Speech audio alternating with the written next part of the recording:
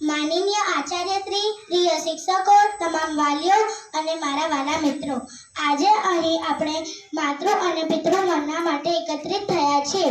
માતૃ અને પિતૃ વંદનાનો અર્થ છે માતા પિતાનો આદર કરવો જોઈએ. માતા અને ઓફિસ જવાનું મોડું થાય છે.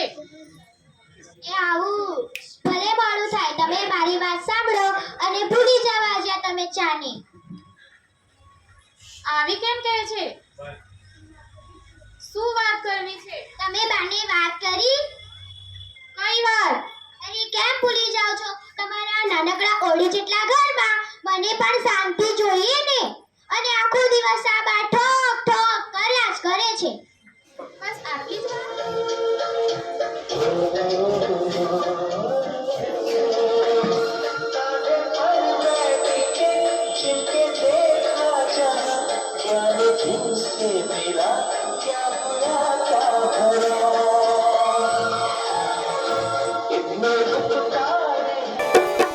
त्वमेव माता च पिता त्वमेव बन्धुश्च सखा त्वमेव विद्या द्रविणं त्वमेव सर्वं मम देव. માતૃપિતૃ વંદના કાર્યક્રમ માટે આપણે અહીંયા એકદમ પવિત્ર અને ભાવનાત્મક આ કાર્યક્રમ છે. ભારતીય સંસ્કૃતિમાં માતા પિતા માત્ર સંબંધ નથી, પરંતુ ભગવાન સમાન સ્થાન ધરાવે છે. આપણા ભારતીય સંસ્કૃતિમાં માતા પિતાને ભગવાન માનવામાં આવે છે.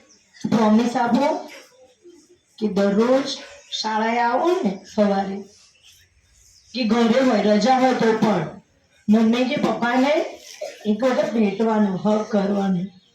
તમને કઈ દુઃખ હશે, ચિંતા હશે કે ભણેલી છું અને ભણી રહેલા સીધી મને નોકરી મળી ગઈ અને બહાર જ હતી. પણ આજે મેં અહીંયા જોયું તો ખરેખર મને મારા મમ્મી પપ્પા બહુ જ યાદ આવી ગયા કે મને ક્યારેક આવો મોકો મળ્યો હોત તો મારી નિશાળમાં. પછી મારી દીકરીનો નોટ થોડો વાંકો છે, એને અત્યારે બી પ્રોબ્લેમ થઈ જાય છે કે કોઈ વાર એને છાતીમાં દુખે છે, એને કાનમાં રસી આવે છે. પણ મારી દીકરીને મેં કોઈ દિવસ એમ નહીં કીધું કે તું આ કેમ આવી થઈ છે. અત્યારે મારી એક બીજી બી દીકરી છે, 3 વર્ષની. મારા માતા પિતાનો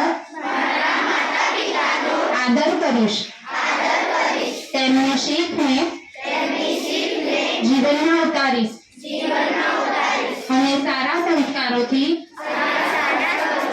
તેમનું નામ ઉજ્જવળ